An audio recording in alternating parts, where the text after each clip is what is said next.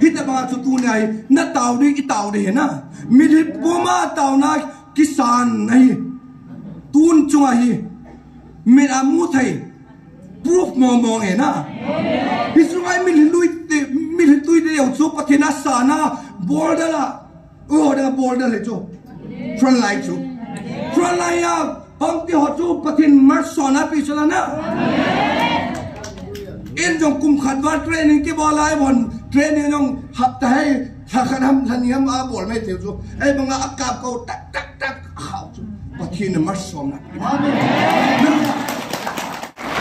Hijai ka ang kanlawa tu ni sana ni alungdong kampiyo na alungdong inong kaawala ibuyo patinin Bible lai hi malaw si complete na tayo revelation san hi isima na chi achay na APO hi at yale di cho ay mga su silay patin complete kampiyo pa sa ama ta anakido na hi anakido agon bu na su hi APO hi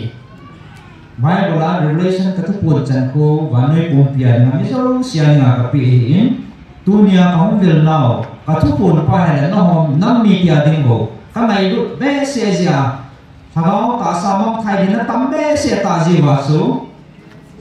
kai wa kanai du jiwa kahung ko me le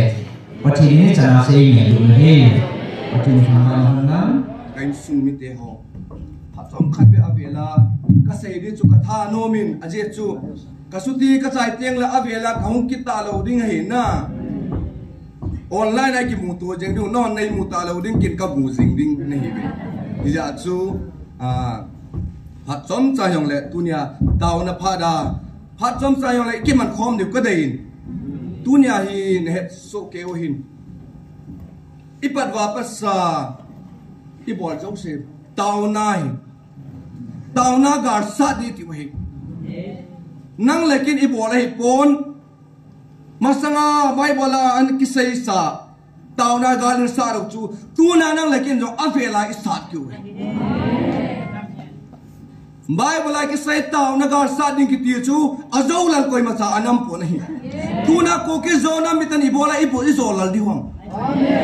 taw na is order hui adi sara tu na hi kap tim nom chu nu te ho hi na tu ni Friday ni nu te ding hi nu mai te ding hi nu mai te hat zala mun tina min leis at alo ling hi na hilla chu nga hat chu ajino apai le le isla ibola ihon nu te kitia isung mana pang thai lo ai zo le ipiham hana ka nei poita ipium di hom ka tiso tua kharo phare tai ka tiso min longa tau te ni bola azol al dam ka ti dunia imit wa imu hena evangelist no ku na mu so ke imu so ke na tau na gala asipa kai lu ku na leken jo ikai lu moham ama haji I ba ta ampun na tau na gar sa hi tuna hita banga tu tuna nuti ho di dia nuti ho hi sate ka bada ka hi le sumuna hi kalung feel ka nei na kari jong ang pot do jeng in ai chu lungon ta ki pata pathina fa chu chu now new cha cha hon jong I cho hi piam tile pathin u pi na mun hi na min hi sumuna siwa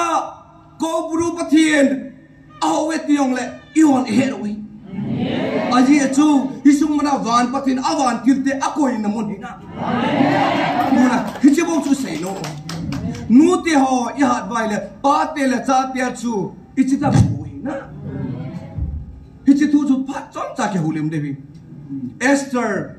Esther bungli chang som lagu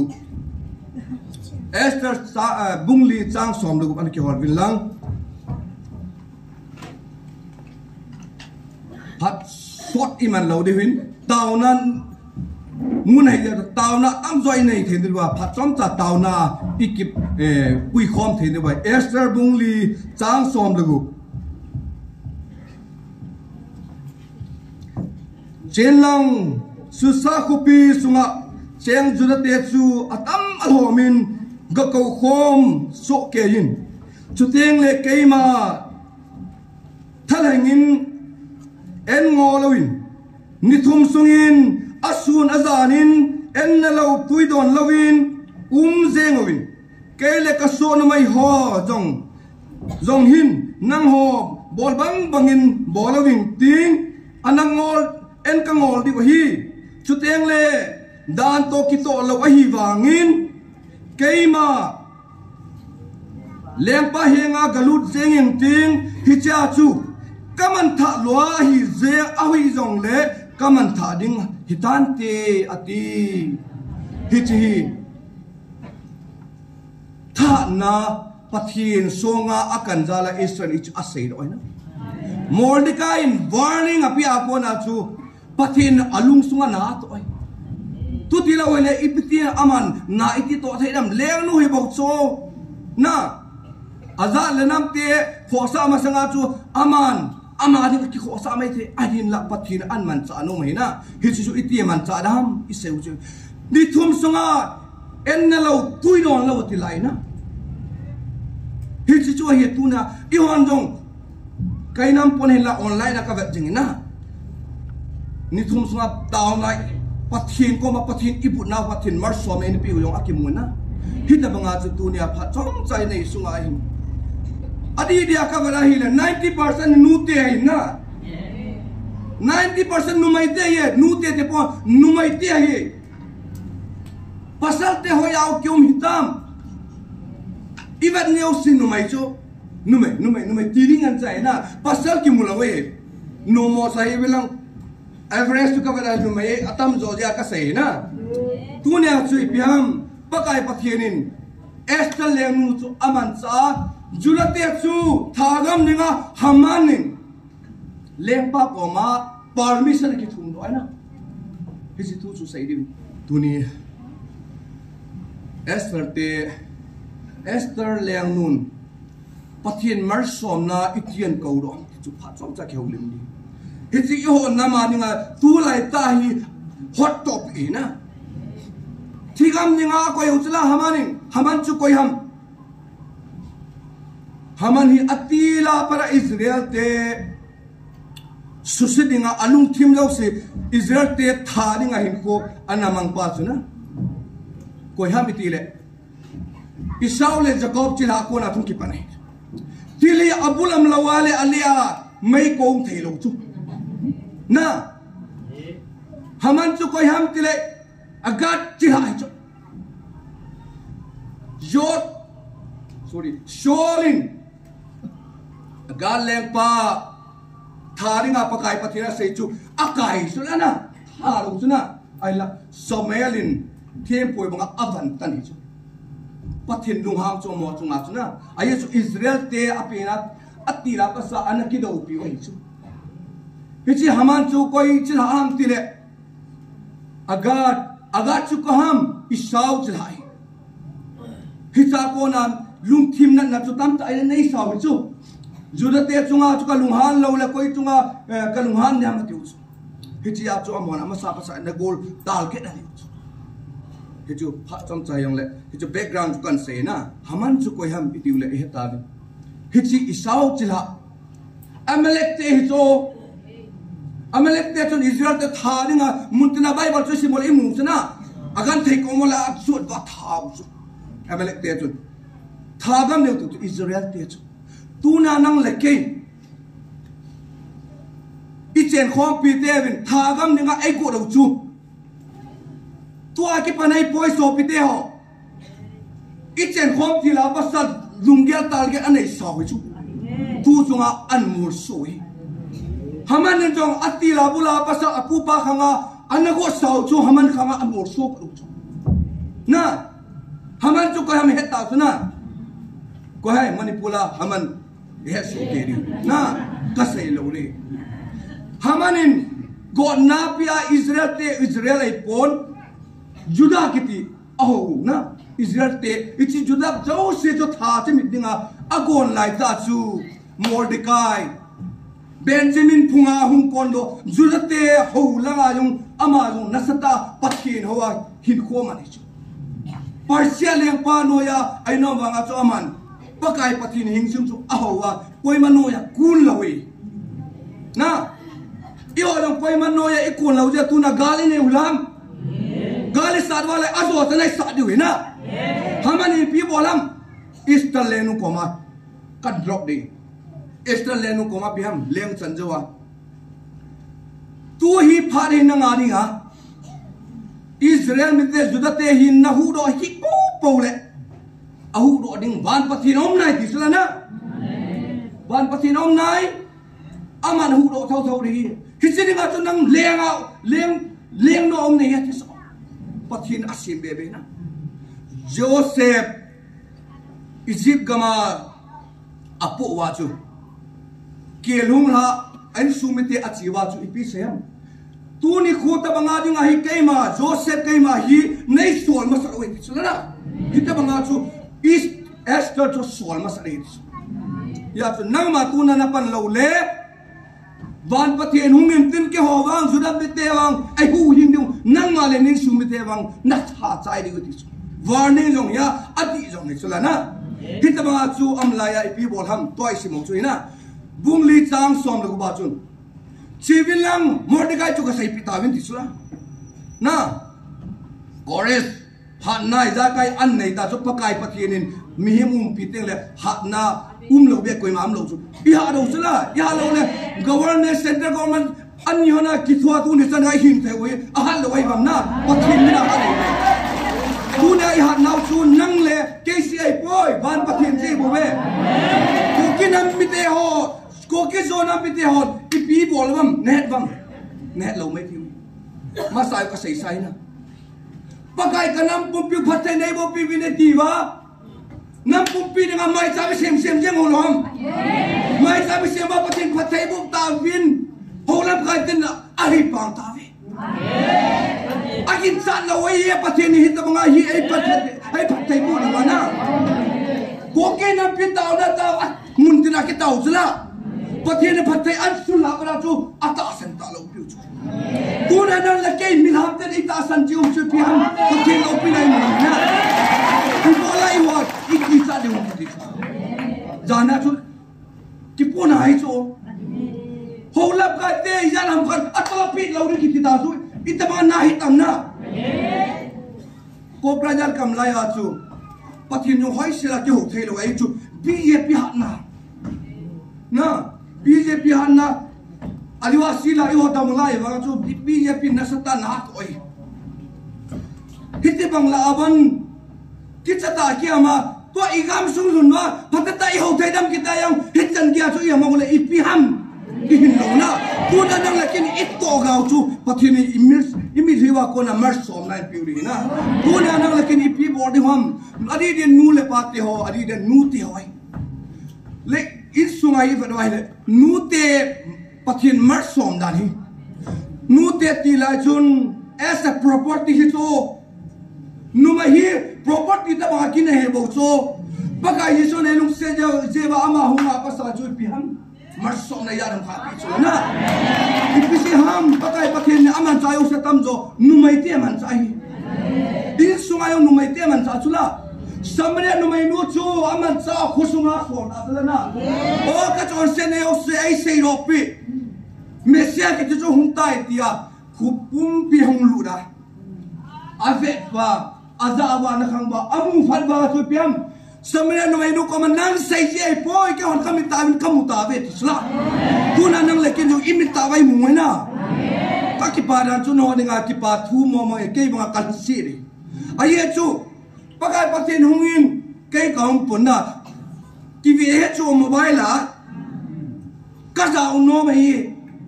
isung mana ka no mai pathin mina ka taw no mai na ai la kam thai lo chu mi bang pha nei ve ka ti ya na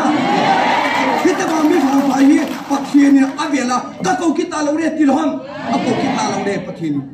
tu ne hi ipiham I board asai sai van pathianin tau na iman vai mela milhipo imilhiu chu adai chu hana tau na sia chu Samuel hung doi lam Samuel chu mai mai lo pisla na thien pu jong thiem gao upon everything chula ka sei chula ma chamja ma ke choya agat lempa awan tan thele mi ha thilom tu na nang lakin na chate dengan na tawa na chate yung Samuel bang ni na mililonga itaw ro chu mililonga pathin mar som la piri tu na nang lakin mililonga pathin ko ma ko ki zona pi te nga separate administration di hall chu pathin wang ibu lo wal ko ya bu dam ka ti chu gift chalo wa nang tawa le man nang ani nga jong kan lo ding nanak pumpi da jong kan lo de ging cha tai taw ri ai cho process charging hai tai na physically we are separate na physical separate ki ta cho mental ayo itola psychological ayo everything ta cho apo akhat bu bu piang administration hai na sumla pai lo sang ho dinga development ho dinga hichi bo bo chu ingai sa ru bo chu atu ti la ako nai tai amang ni to hau ta cho ibolai jam le ram ta hina jam din phare koi ngore ani ga tu na mil lo a I taw ri nan da jina cha am lo ja ke ka ji ka cham lo ya taw po nge tiu la bang chun tu ni a hi amo a hu ro re ye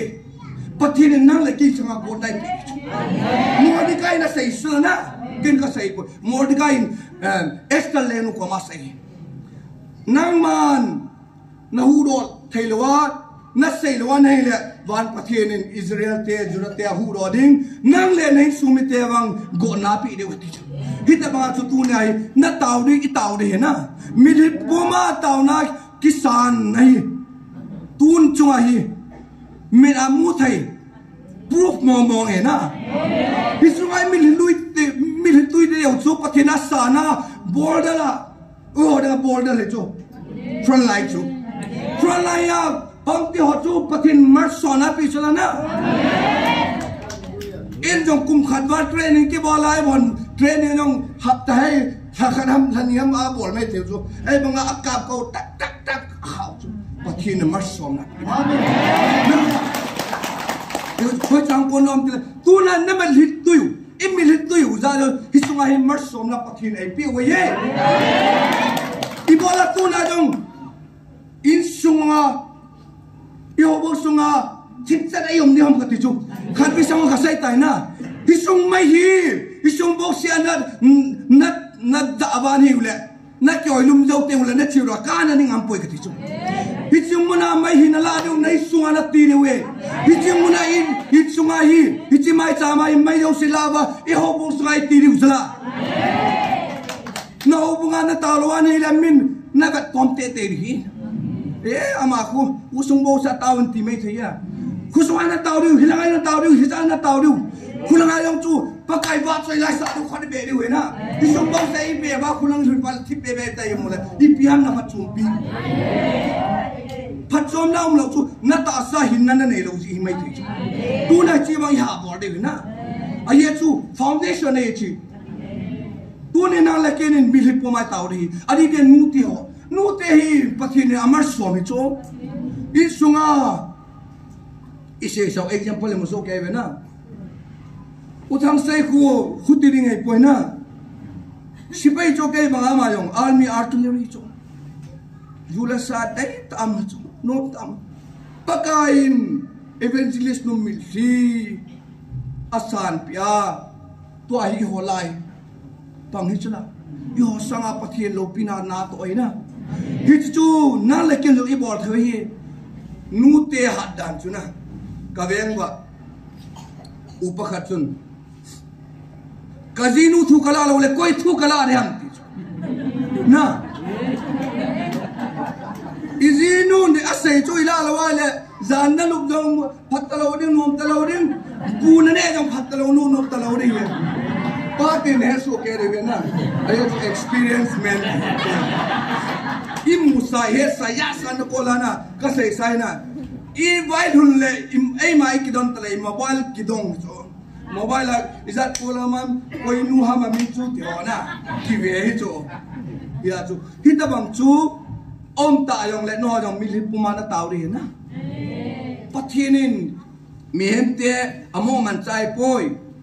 isunga ki mo khop jiwa pathin amo man chai poi milhit tuyo chu san ja pathin mersom nei piwina tunin nang la kenin nul te hori din na cha te bilinga na tawri hi na cha te a hi chu nang ta ba hung hi ri chula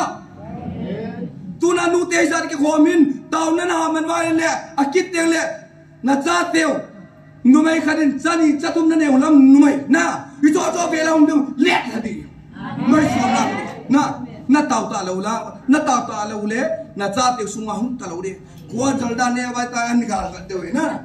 an gal ga dewe ang ki pai chang chang ni le dop lu dewe na kita bang so ibol lo de tau na ha gal sa dewe nu ti ho pakai yesun ipisiam Jerusalem nu ti ho nei ka pi hivin nang ho dingin ki ka bin ti sulana tu na ki ho de ki ka de we ichate ni mai ka de we ichate sunga mo hi ka fadai le katha no minna ahin la ichisa tam to double tam zo triple tam zo pulanga mo zo ko ka he lo pi wa apal lawan nunga golhang kihel wa hin khoma lo zo tu na na mil hitu yo imil hitu yo pathin ado nom chu nei sunga hitabang chu amma sanga milhilonga taw na iman de we na ichate pha lawa hung jine yang jol gai ba hichiting la chun o pakai ka chon sinai ti ba kana lo tu ni hi e taw na de na ichate puilo de we hisung mona free of service chula counseling jong koi machan sum dalo ki bol talo pichu hisung ma sum dalo ki bol pathin pathei ja lai po lai wa jong ita san thailo ipi lo di hon tai na tu ni nang le ke itaw na pathin angai lun tu ni nang le kai milhilon chu pathin asa nei na miau sin holding ki dei ke yang holding dei na percentage izat kai na hai tam na to mai thi di na ka su na yong ka lu han yong tam ta nam ni we holding ka dei chu ka yang chu na lon kala khuna lon kala langa ka step ka pathinin khatsa akana poiti pathin ko mangai dam ka khitu o pakai nei ngai de minna atu je nga jong infal ku pe lang li lang nga la gublang ka the cha ya ki chai na ka na lo ipisi ham pathinin ahiding banga pathin e ho ta lo le pathin go na mi hi ma pe kaya ma testimony kay na say na pathin go na chat ai pe yu ka don nila pathin lang tak ekabi ilungan nunga kaya nila pathin lang ekabi na ekabi pakai pathin ay lungse dano hisunga no hola hitabang say thay nga pathin ay ni kabi to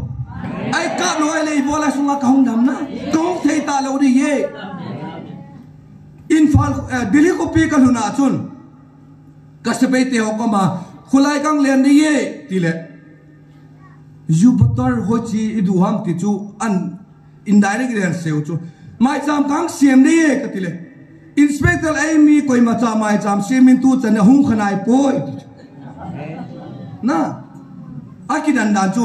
inspector na me o se chu aina china wa chu julsa nomta ane sa hi chu kai ka cha chu pakai mai cham ka sim pi kidang dan chu pathian lo pi na ho lo na ai le chu pi ham tau na milhilon na nu la pa te din tau pi za lo pathian pathei bo na evangelist thang le se chu hisunga tau dinga kilom lo hi chu tilai na bol jo se chu na ano milhi apa milhi ai sung mi te milhi pathian aman cha sung mana pathian na to sa hit ba chu pathian ke yo ai na man cha hi na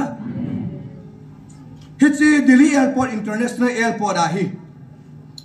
ko kite koi machawang nai pontin husung mana facilitation tiram mi hangzau se ai mi ho khu ti saidam keiman ka wer kama ka het hi yong le America kada ai mi hele ka ho pia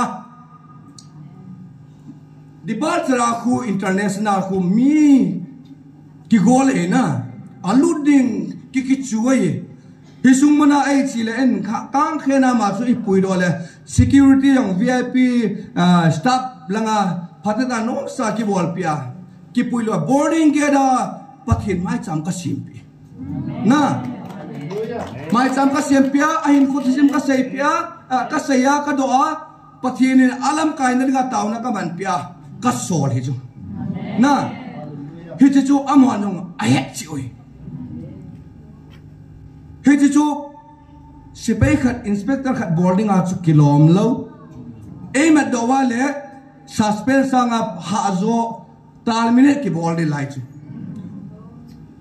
ka taw ma sat nya chu ka ti ki thunga ka hu san ei vui ai chu hiti bang chum nai lo chu pathinin na bol de tia chu ki bol hi na a dan chu ka bol ngam lo e pan na hi sung mana uniform puna taw na o pakai hin ti chu a ye e ba pathin in na bol de ti chu ka bol kan bol ta chun pathin in bangen bo chu na lungam nai pi chu cha chu ka che chunga ka taw na ka man jo chu prayer room kitia me international airport akuna na chi kha wale prayer room akuna chi wa taw na no tana man thiwi hi sung mana muslim ho chu kan hor oi chu kalunga anamu e an hoi jangai sungai ti ki taw dam no na mo ta ka van no ra taw na ka man ji hi sung mana chu koi ta ba international na chi wa na hi le sung mana ku no ta taw na man thi waiting hall ta ba hi na hi chu ka sei do nom hin tin hi cha ko na pot chu pathin in mi hem ti aman cha ke man cha talawa ka taw pi ho chu man cha hi chu na ai sung ha sa tam ta am chu alung ki che lai isung mun je nga jong ka taw pe da pathin in oh hospital na chi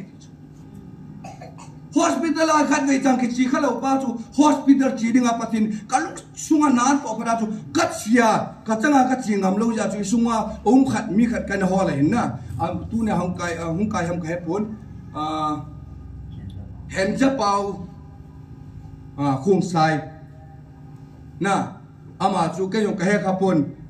it Assam rifle ka hi tin ei sipai nei la phai nge ra ta ka ki pui pe ye ka ki mu khan lo he ka puya district hospital a ka chi hona hoi sunga I par hon ta ma pu ka ti le ke he hoi ja pa dem na e yo ki lung na hoi a pa de ki lo cho lung dan na chung la ka to chi hona nurse tu ko na evangelist ka hin taw pi na ding le pi ham ka ki thu pi thei ding ko yamam ken ka do chu pi ham vai sagan thei anu ma pa talo hita bang chu taw pi ding ipi alo la ai cho pi le cho pi ngata ka chi ku le nurse nun koi ma cha chaga gan thei am he cha ta am poi anu pa am so gen hin la mi khat te hi asora sore tan agan theu hin ta iko pin amin jong ai sei pi lo hin ke ong ka chi honin ke ni jong mo ki pande hai koi khu nei yam ta ki pandam ki fei lo we a chu ka vat le a kyo chu ka vat le ai ham ta banga hung ham ji wa chuna da re ga ka pat ji tu nya hi no ko ma pathin na tunga hung kai ve na pathin in na man cha na ri wa no ko ma pathin in so le ka ti kachin chapang niu khadai hi sung muna hi nong kha bam katile naw se ni ka hong pu kha win adanga chun ka ja kha pu be atin na ke ni ka sei pian pakai thaga win au pi na no ya taw na ki mang jing hin hi sunga hin khat be hong bin na chanu adam wan he na ji pa hin solin ai lo len hang ma hungin ka ti na taw na ka man pin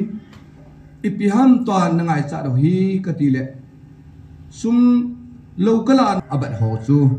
ka zo pi pu pau chu to ka pi khom hanin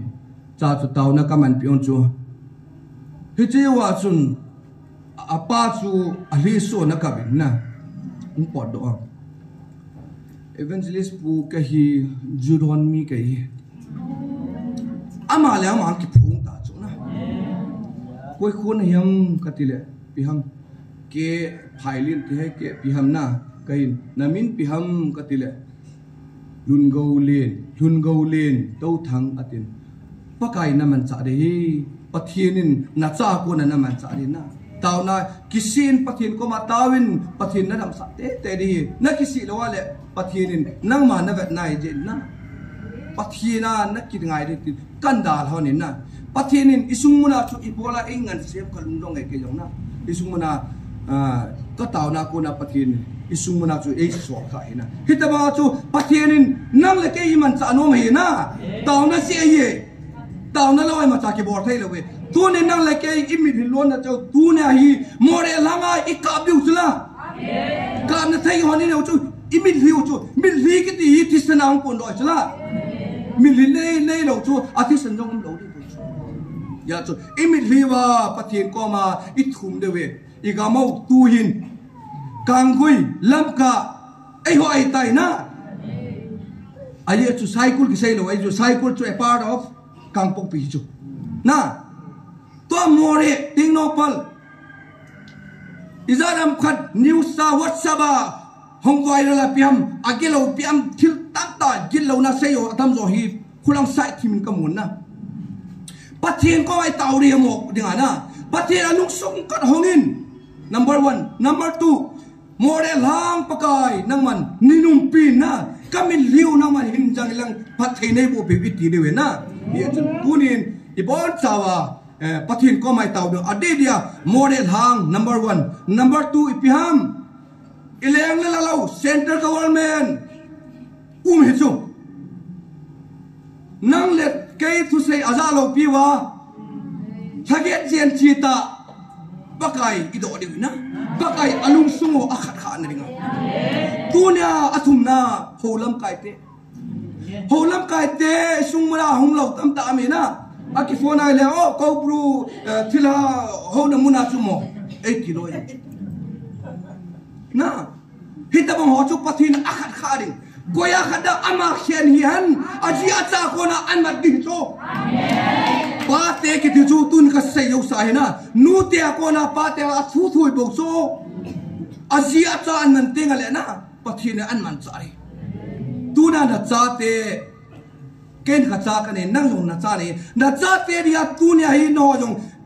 sun le na na to lo ham kyong ka to lo ham na cha te na sei I bor pi na nom ji wa chu I piam I bor no tak tai ida hawa amoding de na I bor ham tu ne chu van pathinin in yo lam kai teo aji cha te an man cha an pulu thenring taw nai man ni we na I taw kha lo mai thewi aji cha man mang cha lang pathinin pulun ti thai yom nai lo mai the tu nai I man ni we na taw nai man ni win I bor cha wai taw ri pakai pathin ko ma I thum ni we min long puma estalin nithuma enjong na lo tu yo do lo he na ai le bola I hon tu nai I taw da I taw le ke ma ta sa me nan the ka no ha ga mi na ka mi ju na ba the ma ma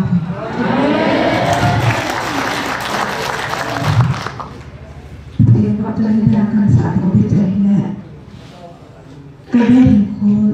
di dia si ho ki da sa ka sa be ka le ko hi trong ca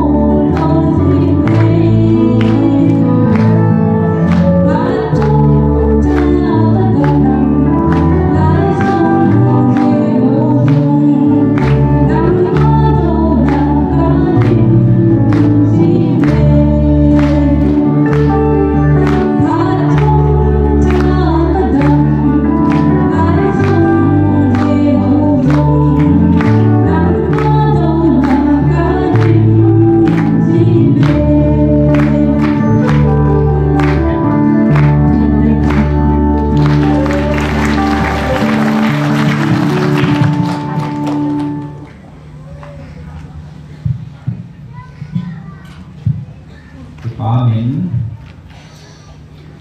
một thì dòng là cô này làm gì nè mà sao cho cũng lâu thì họ thì mà sao cái này kia lâu rồi kì hạt về thì ít không kì kia tao cho hạt hay mình cần xin là mình cho đi mà không cái quỷ chú có tiền mong gì chạy mình mà mình cho đi khang ngọc lâu rồi thì chỉ apa na chú chỉ bút kim lâu họ là thì mình cho họ thì họ pin cái tiền lệ bây họ pin nào cái quỷ nè là thì bao ngàn chú tua thì rồi thì họ lại đang làm sao mình cho hay cái bạ thì bị này đã mở ra một cái cái này ở cái chuyện là xây gì không cái hồ gì tiền rồi con nhìn xa đi thì cái bạ thì aku đây ta ăn lẹ là sẽ xong hai cái bạ thì này nè biết hai tay ta không mà là chân này chỉ thì này cái ta hỏi ta là biết là không mà là cùng thông dấu lượng dòng là con nó hay rồi đi ta bằng hết thì sẽ phải thì là pin nè rồi là anh bị sổ của con một đầu tiên anh ấy theo buồn là cái dạng nào mong thì ní dạng những tàu thì cái đồng là tôi nhà xây thì đi hòm đều rồi anh mà hết này cái tàu bận nhiều rồi anh mà cái độ thiếu hết ít tadi bahan tàu bận nào rồi hết rồi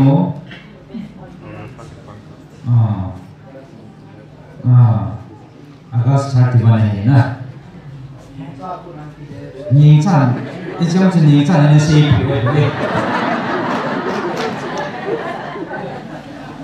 Kicim bong, bangga, kiki mela ya main ini munai loh. Itu kan sih pan ni le. Oleh pihak disuji tak so. Wan kampat le. Kan munu masak pini, eno antiana. Nang ni kan mulu masak pini, tiwan sifat lagi tu jauh je loh. Cepat min pertin omai tak piin, amalan pertin tambah. Jadi tu ni apa ni manpiu. Oje pu ST baik cuma avelen di patu seven, pertin ni mangsa hezing na. Awam na cina cina cina pertin ni mangsa jauhing na. Jing ko apa ni manpiu divin. Pa masa guten kot itu deh, pa guten kot harus sepuluh ya. Jing ko pa ni man pilih pa pilih, pa man pa ni ikat tilai bahasa boy tu lang hingga boy hasil itim terkait na. Atim dulu kontak an bol cet kini.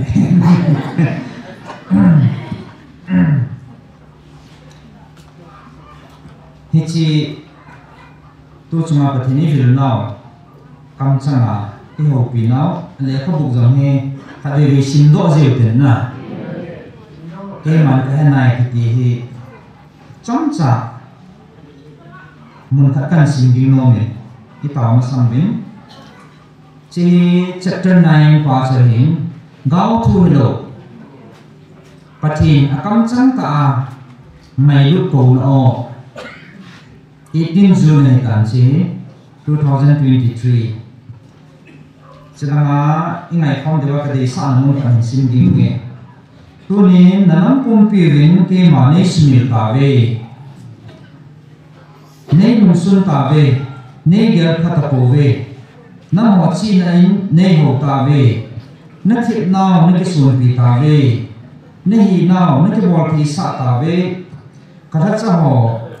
ngày lúc sang nghìn năm họ lệ năm họ ngày lúc ấy nên chỉ ngày được cả về các kia mùi họ và âm họ là họ sa tập cổ viên nên kia họ tập cổ về năm họ in chén là đi mà bố cả sa in nên chỉ mình võ viên cái mà đây bị hầm nên kia độ tập cổ về cho nên là năm cung piu có cầu na chăng này về cái mà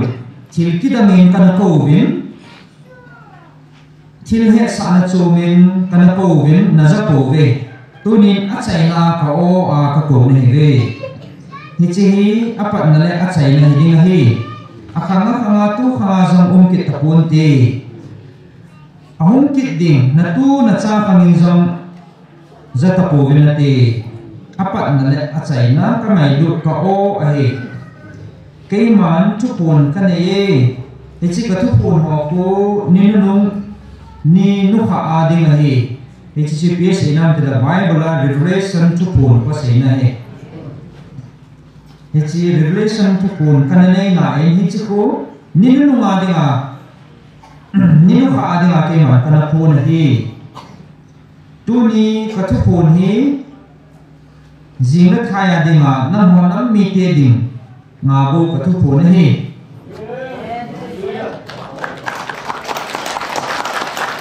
ke man ka thu pho ma sa ho ke man anu kha adinga mi zo si ka thil siam zo si ki chai na dinga ka thu pho na hi revelation thu pho ko nam zo si la ka thil siam zo si adinga ka thu pho na hi atin tu chuma wang hi adam ma za lo e ho nam mi ki adinga bo ao a gil nào là cổ nào này có thêm càng này thì chỉ là cái anh khăn lo tu ni chân là alum dong tam pi ông na alum dong en ông khao à le cái buổi rồi có thêm Bible lại hay mà đâu xí complete này cái revelation chân hay isima này chỉ ở chạy na AP o hi ở dia le di cho ai mà số chỉ là có thêm complete tam pi ông phá sa mà ta anh cái đó này anh cái doa don bu na su HAP o hi Bible la revelation ka thu pon chan ko wa noi pom pia na mi so sia nga ka pi in tunia ka hom vel nao ka thu pon pa ha na hom nam mi pia ding go ka nai du be se sia ha ga ta sa mong khai din na tam be se ta ji wa su ka i wa ka nai du ji wa ka hom ko me le pa thi ni chana se nge du ne he pa thi tham ban nan Cita ham chuntuin kasi mabangin patinin ihon nam tu cuma ikihu do thi na diwa sule ham le wang ichan thi na diwa iboi na lo diwa pan mon chom chom ama tan e point hi mo so e mo ni piti la di ham bang ka poi ai ba pathina ko na thil pi le e point e ki bo lo hen na hi ti ho zo si tunin Pathini inam piwa ni aman cha thi ni ta ne pi te khan na chele tu ne alut thazam ko mai in imu ma ba bin na al so go si pa kai ba chin phong nan zo si om pi a aven pi na ding volunteer ho ne ta pi kin na te volunteer ti ti la bon ba ko mai ta chin tin chele tu ni am no ta program chai thi za lan ke pa thu se tin tu chan gal hi bang gal le tai le bang ma pathi gal lo da ma chlai mo na na ni si a